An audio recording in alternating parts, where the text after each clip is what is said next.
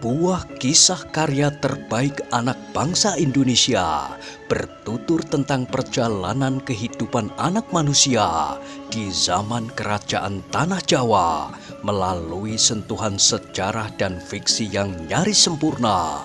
Dengan bangga kami persembahkan satu di antara karya terbaik dari Esa Mintarja yang berjudul Jejak di Balik Kabut. Pada kesempatan yang sangat baik ini, kita masuk pada episode yang ke-142. Selamat menikmati.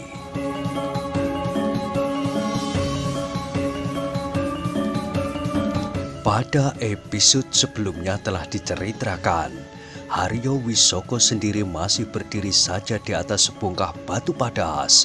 Diamatinya orang-orang yang sedang bertempur melawan hanya 3 orang itu. Namun ketiga orang itu adalah orang-orang yang berilmu tinggi. Dengan cemas Haryo Wisoko mengamati ketiga orang pengikutnya yang bertempur melawan Raden Sutawijaya.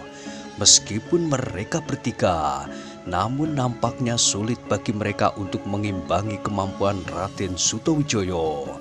Karena itu maka Haryo Wisoko sendiri berniat untuk terjun ke dalam pertempuran itu.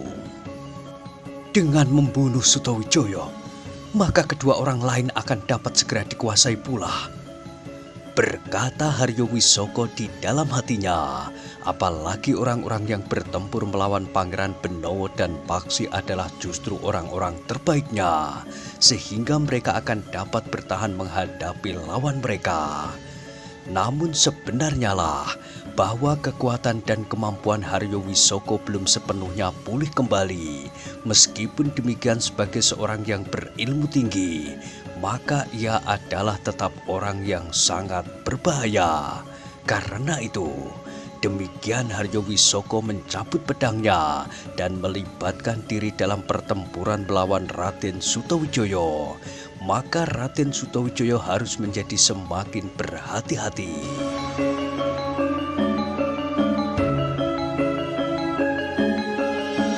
Silahkan Paman, berkata Raden Sutawijaya. Agaknya Paman tidak sabar menunggu, sehingga kita akan dapat bermain dengan baik, aku dan Paman tanpa diganggu orang lain. Haryo Wisoko menggeram, katanya, satu usaha yang baik untuk menyelamatkan diri, tetapi usahamu akan sia-sia Sutawijaya. Kau akan mati malam ini di sini. Jangan sesali kesombonganmu bahwa kau telah mencoba menghentikan aku. Kenapa bukan ayahmu atau ayah angkatmu yang sekarang tanpa mempunyai hak dan wewenang duduk di atas tahta Pajang? Kenapa bukan guru yang manapun juga atau orang-orang yang sekarang mendapat kesempatan memimpin padepokan di hutan Jabung itu? Tidak usah Paman, tidak usah menunggu ayah atau ayahanda Sultan Pajang atau Ki Waskita atau Ki Panengah. Paman masih belum sembuh benar. Karena itu, maka tugas kami tidak akan terlalu sulit.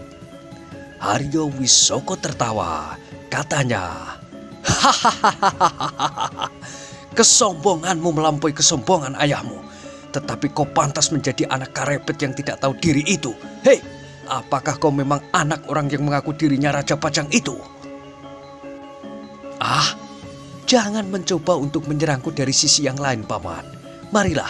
Marilah kita membuat perbandingan ilmu kanuragan.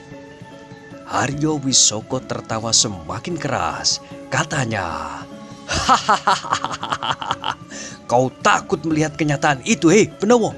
Dengarlah, kakakmu Sutawijaya menjadi sangat gelisah mendengar bahwa ia bukan saudara angkatmu, tetapi ia benar-benar saudaramu, setidak-tidaknya saudara seayah.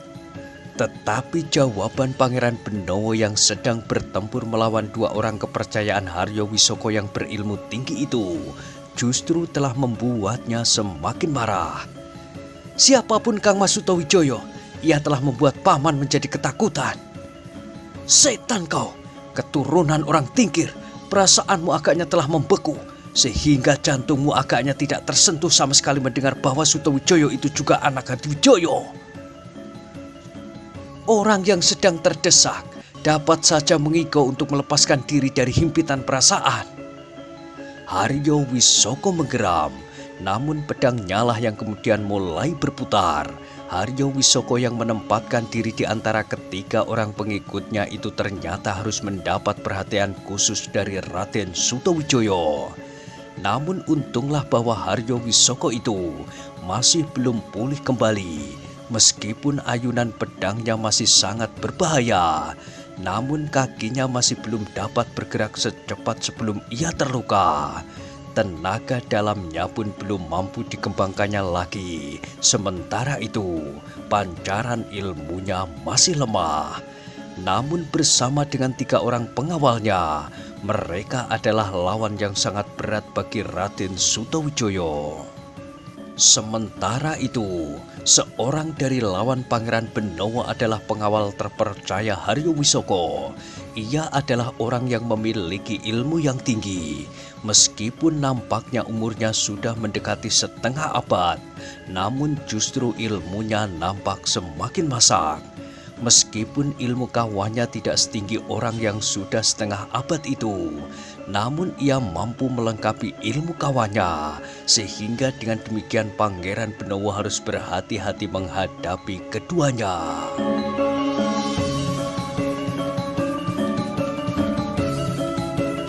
Lawan Paksi Pamekasan pun orang-orang berilmu tinggi pula, apalagi Paksi tidak membawa senjata andalannya, sehingga Paksi pun harus sangat berhati-hati. Ia tidak dapat membenturkan tongkat bambunya langsung melawan senjata lawan-lawannya, tetapi ia hanya berusaha untuk sekedar menepis dengan tongkatnya atau menghindarinya. Meskipun demikian, bukan berarti bahwa Paksi Pamekasan dengan mudah dapat didesak oleh kedua lawannya. Meskipun lawannya sadar sepenuhnya bahwa senjata Paksi bukan senjata yang baik, namun mereka tidak dapat dengan serta-merta menyerang dengan mengayunkan senjata-senjata mereka. Ketika seorang di antara mereka meloncat sambil menebas mendatar ke arah dada, Paksi sempat bergeser surut, sehingga ujung senjata lawannya tidak menggores dadanya. Pada saat yang bersamaan lawannya yang lain menyerang dengan menjulurkan senjatanya pula. Namun dengan cepat Paksi Pamekasan merendahkan dirinya. Dengan cepat tongkatnya berputar, menyapu dengan derasnya, menghantam kaki lawannya yang sedang menjulurkan senjatanya itu. Orang itu masih sempat meloncat menghindar, namun tiba-tiba saja senjata Paksi Pamekasan menggeliat. Sepotong bambu itu dijulurkannya mematuk ke arah perut. Orang itu sempat melihat serangan Paksi, karena itu maka ia pun meloncat surut.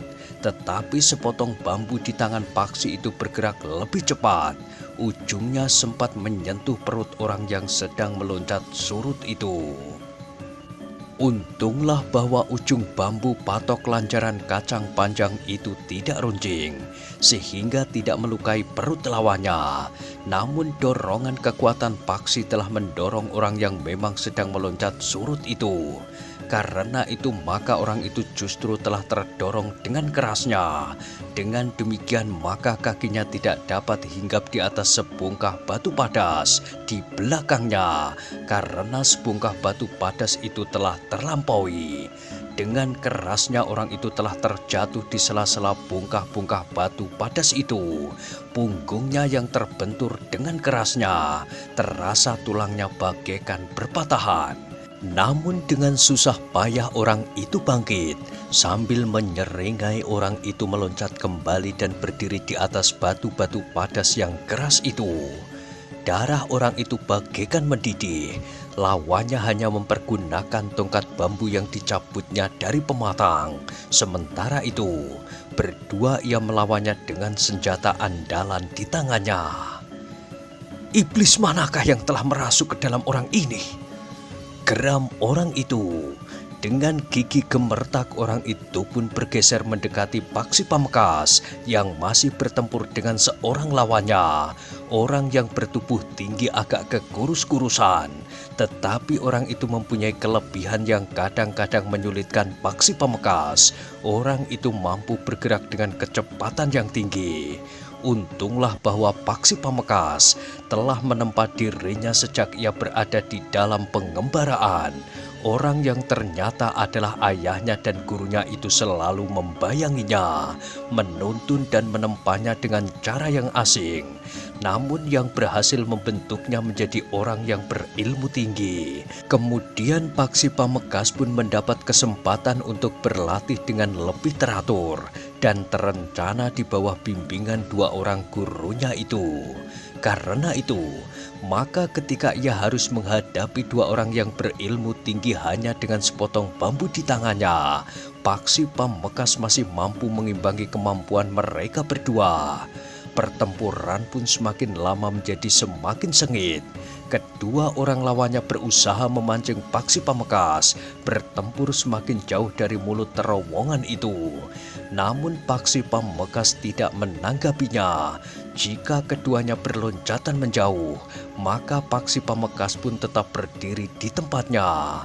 Raden Sutawijaya lah yang bertempur terdekat dengan mulut terowongan itu melawan 4 orang lawannya. Raden Sutawijaya harus mengerahkan kemampuannya.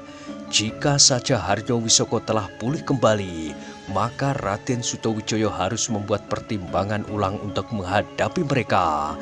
Tetapi ternyata keadaan Haryo Wisoko masih belum pulih kembali. Ia masih belum mampu bergerak dengan kecepatan yang tinggi. Tenaganya pun belum sekuat tenaganya yang utuh. Bahkan tenaga dalamnya pun masih terasa lemah. Demikian pula ilmunya masih belum mendapat dukungan penuh dari unsur kewadakannya.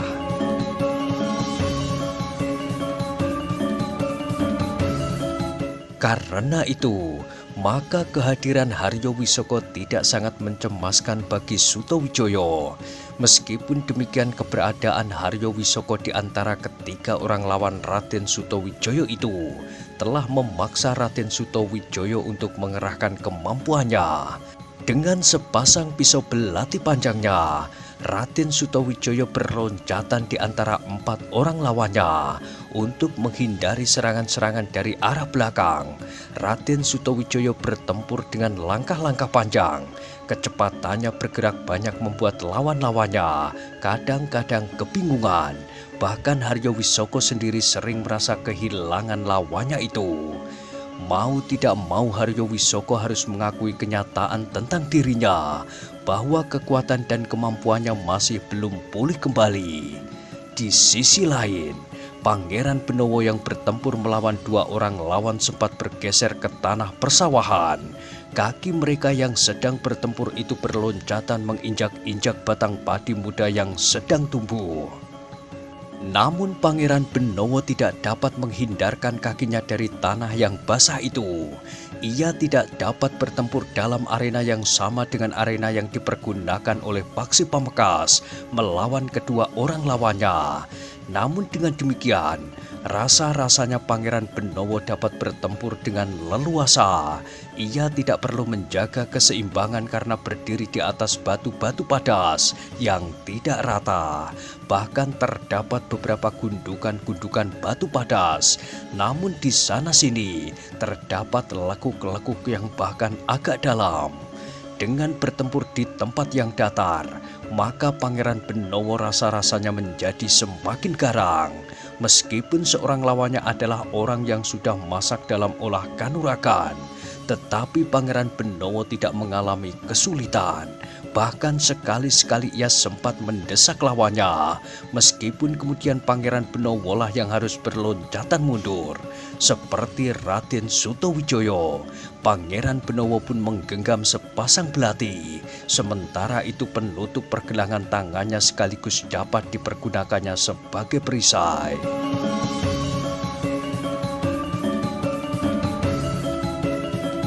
Semula lawannya tidak mengetahui bahwa Pangeran Benowo mengenakan sebuah perisai yang khusus di pergelangan tangannya. Karena itu, lawan-lawannya itu merasa heran jika sabetan pedang mereka seakan-akan terpental jika mengenai pergelangan tangan Pangeran Benowo. Sementara itu, lawannya yang lain lebih banyak menyesuaikan diri dengan tatanan gerak Pangeran Benowo. Dalam keadaan yang memungkinkan, orang itu tiba-tiba saja menyerang dengan cepat serta dengan kekuatan yang sangat besar. Pada saat-saat Pangeran Benowo sibuk dengan lawannya yang lain, maka orang itu selalu memanfaatkan keadaan. Tetapi Pangeran Benowo meskipun masih terhitung muda, namun ilmunya seakan-akan sudah sulit dijajaki. Karena itu maka Pangeran Benowo selalu dapat keluar dari kesulitan-kesulitan yang ditimbulkan oleh kedua orang lawannya itu. Bahkan semakin lama justru kedua orang lawannya itulah yang mengalami kesulitan.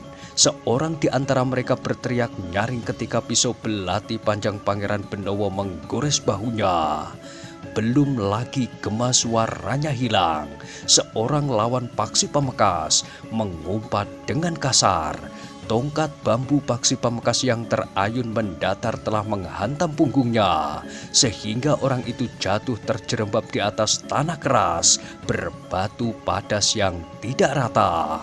Dengan tangkasnya orang itu meloncat bangkit, namun ketika tangannya mengusap wajahnya yang terasa pedih, telapak tangannya terasa menyentuh cairan yang hangat.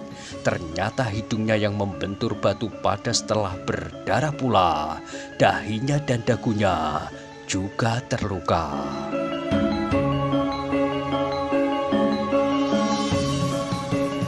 Sementara itu Raden Sutawijaya yang bertempur melawan 4 orang, termasuk Haryo Wisoko sendiri, telah meningkatkan ilmunya. Ia sudah mulai jemu melayani keempat orang lawannya. Karena itu maka Raden Sutawijaya pun telah menghentakkan ilmunya. Ketika seorang lawannya meloncat menyerangnya, Raden Sutawijaya bergeser mengelak. Tetapi seorang lawannya yang lain telah mengayunkan senjatanya pula mengarah ke lambung. Dengan tangkasnya Raden Sutawijaya menangkisnya. Kedua pisau belati panjangnya memukul senjata lawannya itu dengan kerasnya. Tetapi pada saat yang hampir bersamaan, lawannya yang seorang lagi menjulurkan senjatanya mengarah ke dada. Raden Sutawijaya tidak sempat menangkisnya, tetapi ia pun meloncat tinggi-tinggi, berputar di udara dan kemudian hinggap di atas sebongkah batu padas. Namun demikian kakinya menyentuh batu padas itu, ia pun telah melenting kembali. Kakinya terjulur lurus menyamping. Terdengar seorang di antara lawannya mengadu tertahan. Kaki Raden Sutawijaya itu telah mendorongnya sehingga orang itu kehilangan keseimbangan. Dengan kerasnya, ia terjatuh dan justru tersuruk ke dalam mulut terowongan. Tubuhnya yang tidak mapan itu rasa-rasanya akan patah di tengah. Dengan susah payah ia berusaha untuk bangkit. Tetapi tubuhnya yang bagaikan patah itu terasa sakit sekali.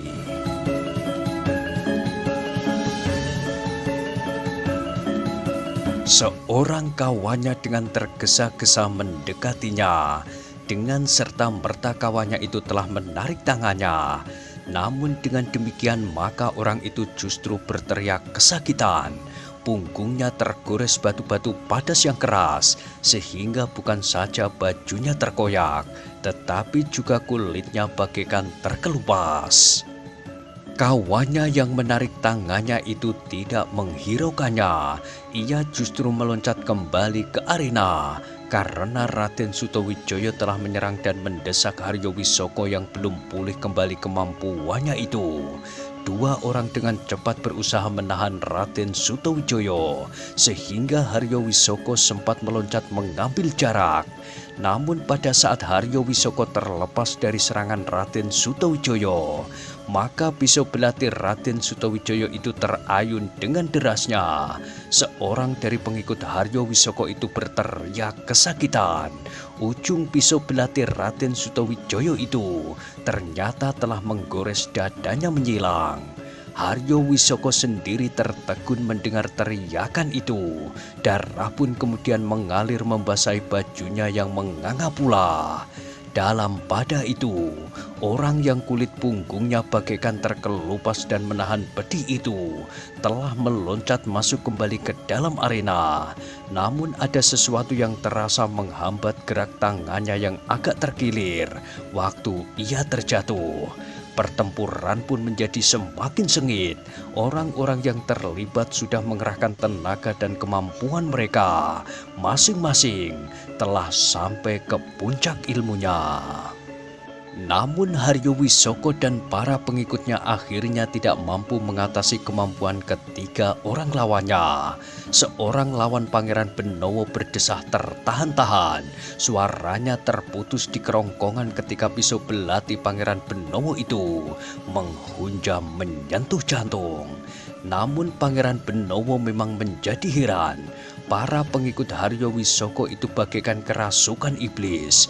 Mereka sama sekali tidak dapat melihat kenyataan. Seharusnya mereka dapat menilai kemampuan diri. Tetapi dalam keadaan yang semakin sulit, mereka bagaikan harimau yang terluka, mengamuk sejadi-jadinya.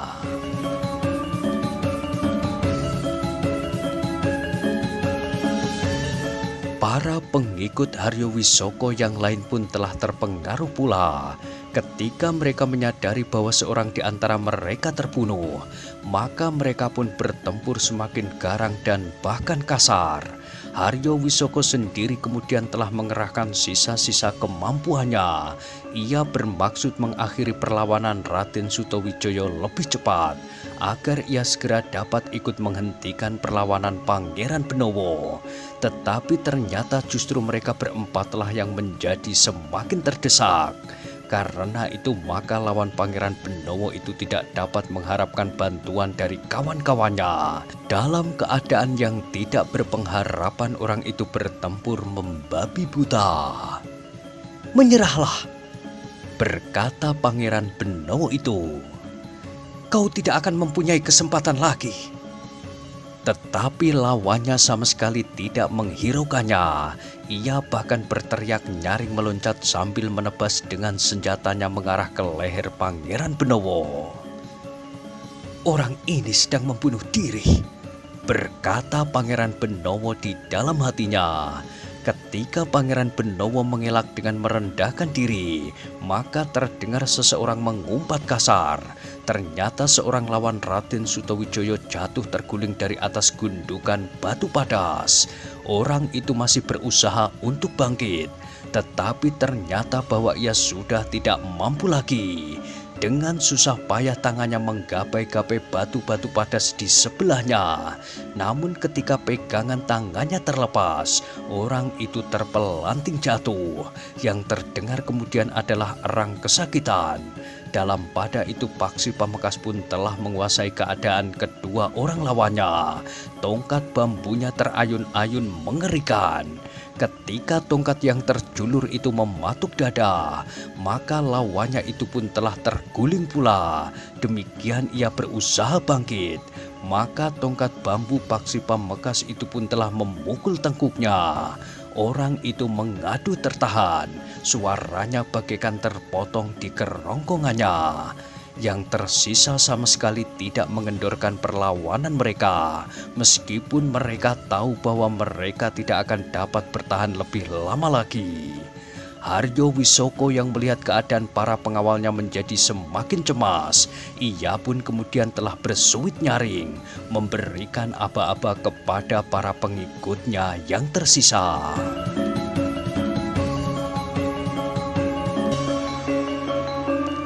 Beberapa orang itu pun tiba-tiba saja berloncatan turun dari gundukan batu-batu padas yang menyekat lubang terowongan sehingga lubang itu menjadi tersembunyi. Raden Sutawijaya, Pangeran Benawa dan Paksi Pamungkas memang terkejut mendengar isyarat itu. Mereka tidak tahu apa yang akan dilakukan oleh lawan-lawan mereka itu. Bahkan mereka semula menyangka bahwa isyarat itu adalah isyarat untuk melarikan diri. Setidak-tidaknya memberi kesempatan kepada Haryo Wisoko untuk melepaskan diri dari tangan Raden Sutawijaya dan Paksi Pamungkas. Namun ternyata tidak. Mereka yang tinggal 6 orang itu telah berkumpul dan bersiap memberikan perlawanan di dalam satu kelompok yang lebih besar. Raden Sutawijaya, Pangeran Benawa dan Paksi Pamungkas termangu-mangu sejenak. Mereka sadar bahwa Haryo Wisoko dan kelima orang pengikutnya akan merubah tatanan perlawanan mereka. Dalam pada itu maka Raden Sutawijaya, Pangeran Benawa dan Paksi Pamungkas pun telah berdiri di luar sekelompok kecil orang itu di arah yang berbeda. Meskipun hanya bertiga, tetapi mereka seakan-akan telah mengepung 6 orang yang siap menghadapi mereka. Di antara mereka adalah Haryo Wisoko sendiri. Beberapa saat kemudian, Pangeran Benawa, Raden Sutawijaya dan Paksi Pamungkas itu pun mulai bergeser. Tanpa berjanji sebelumnya, mereka saling menyesuaikan diri. Sejenak kemudian maka pertempuran pun telah berkobar lagi. Berenam dalam satu kelompok mereka masih mampu saling melindungi, terutama melindungi Haryo Wisoko sendiri.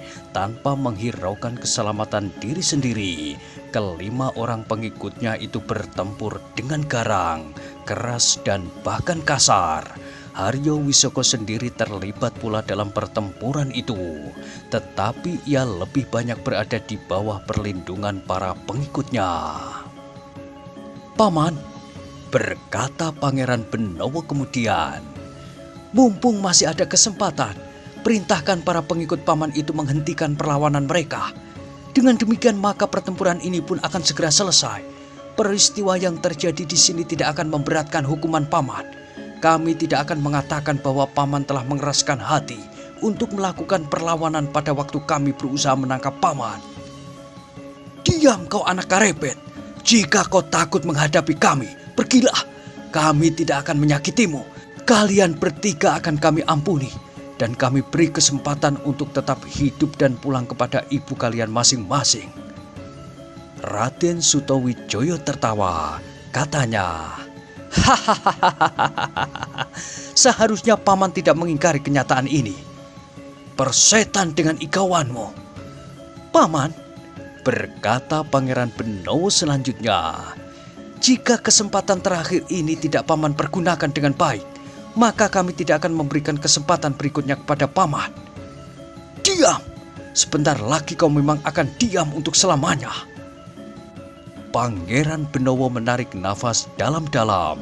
Kemudian dengan nada tinggi ia pun berkata lantang, "Ternyata segala niat baik kita tidak ditanggapi oleh Paman Haryo Wisoko. Karena itu, maka kita tidak mempunyai pilihan lain. Kita akan menghancurkan mereka sampai orang yang terakhir." Suara Pangeran Benawa yang mengumandang itu memang menggetarkan jantung Haryo Wisoko dan para pengikutnya. Namun segera diimbangi oleh Haryo Wisoko yang berteriak nyaring, "Kita selesaikan bertiga orang yang menghalangi perjalanan kita. Bunuh mereka, jangan ragu-ragu." Tetapi Pangeran Benawa masih menjawab pula, "2 orang kawan kalian sudah tidak mampu bangkit. Meskipun kami tidak datang untuk membunuh, tetapi dalam pertempuran yang terjadi, kematian dapat saja menerkam semua orang yang terlibat. Karena itu, siapakah di antara kalian yang masih ingin melihat matahari terbit esok pagi? Menyerahlah." "Cukup!" teriak Haryo Wisoko. Lalu perintahnya pun menggelegar lagi, "Bunuh mereka bertiga." Para pengikut Haryo Wisoko pun mengerahkan kemampuan mereka. Bersama Haryo Wisoko maka mereka pun mulai bergerak berputar perlahan-lahan sambil mengajukan senjata-senjata mereka. Sekali-sekali mereka berloncatan menyerang. Namun mereka pun kemudian kembali ke dalam lingkaran yang berputar. Pangeran Benowo, Raden Sutawijaya dan Paksi Pamekas mengamati Haryo Wisoko dan para pengikutnya itu dengan seksama. Sekali-sekali terjadi benturan senjata di antara mereka.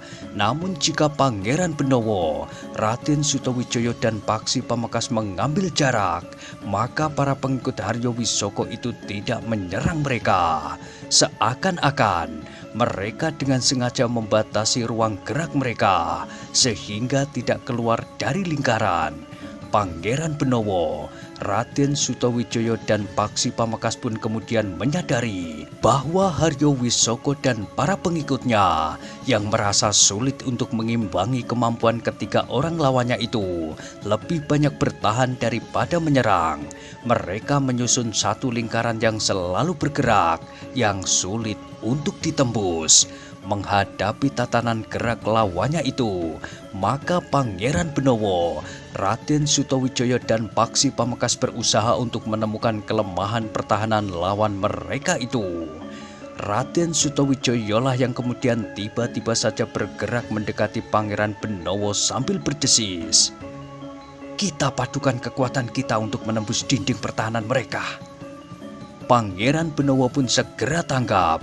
Karena itu, maka mereka berdua segera mendekati Paksi Pamekas. Raden Sutawijaya pun telah mengulangi lagi pernyataannya, "Kita padukan kekuatan kita untuk menembus dinding pertahanan mereka." Sebagaimana Pangeran Benowo, maka Paksi Pamekas pun tanggap pula. Bertiga mereka pun segera mempersiapkan diri untuk menembus putaran lingkaran pertahanan Haryo Wisoko dan para pengikutnya. Namun demikian mereka melihat sikap ketiga orang lawan mereka, maka Haryo Wisoko pun segera memberikan perintah kepada para pengikutnya untuk merubah gelarnya pula. Mereka tidak lagi berputar melingkar, namun tiba-tiba saja lingkarannya itu telah bergerak dengan cepat. Keenam orang itu pun telah menebar lengkung hampir setengah lingkaran. Raden Sutawijaya, Pangeran Benowo dan Paksi Pamekas pun tertegun melihat tatanan gerak lawannya yang cepat dan tersusun. Agaknya mereka pun telah terlatih menghadapi keadaan yang gawat sebagaimana mereka hadapi saat itu.